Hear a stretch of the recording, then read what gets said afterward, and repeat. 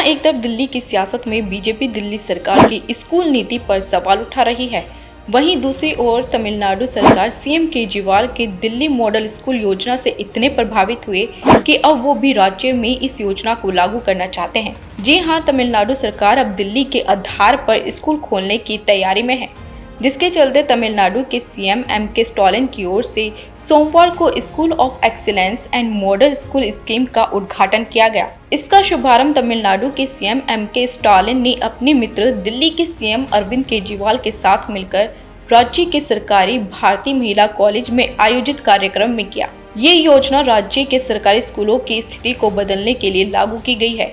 वहीं अब इस योजना के बाद तमिलनाडु के स्कूल भी दिल्ली के सरकारी स्कूलों की तरह ही नजर आएंगे। जानकारी के लिए बता दें कि इस योजना के फर्स्ट फेज में 26 एक्सीलेंस स्कूल और 15 मॉडल स्कूल शामिल हैं। इसके साथ ही सीएम स्टालिन ने मूवलूर, रामामिर्थम, अमायर स्मारक, पुथेमाई पैन योजना का शुभारंभ किया, जिसके चलते क्लास 6 से 12 तक सरकारी स्कूलों में पढ़ने वाली छात्राओं को 1000 रुपए हर महीने वित्तीय सहायता के रूप में दिए जाएंगे। ये सहायता तब तक दी जाएगी जब तक छात्राएं उनकी बैचलर्स डिग्री और डिप्लोमा पूरा नहीं कर लेती।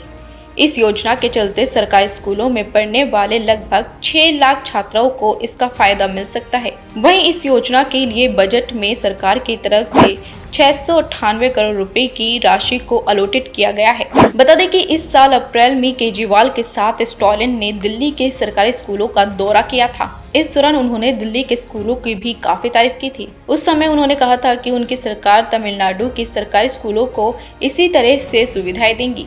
जिसके बाद अब सीएम स्टालिन ने सरकारी स्कूलों में काम पूरा होने के बाद सीएम केजरीवाल को उद्घाटन के लिए आमंत्रित किया, जहां उन्होंने सीएम केजरीवाल के साथ मिलकर योजना का शुभारंभ किया। Stalin Saab came to Delhi. In the last week of March, we got a message that Stalin Saab wants to come and visit Delhi government schools.